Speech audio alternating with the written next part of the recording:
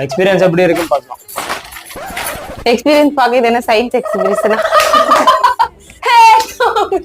ஐயோ செம காமெடி. ஐயோ எச்சிப்படா. கிளம்பு. ஆடு மாதிரி வா. ஆடு மாதிரி வர சொல்ல பாத்து மாதிரி வந்துட்டு இருக்கு. பொட்ட புள்ளைய தலையில அடிக்காத, கோவம் வந்துச்சு. சுமார் மர்க்கையா சார். பொட்ட பிள்ளை கையில அடிக்கல. என்ன என்ன என்ன இது ஒரு நிமிஷம். நீ இப்படி பீதாரி கை கட்டினில்ல, அப்படி கை கட்டிட்டு பிஜிஎம் சரியா? அத்தி வித்தீரும் கத்தேவனும் வத்திரனும் வத்திரக்காரா.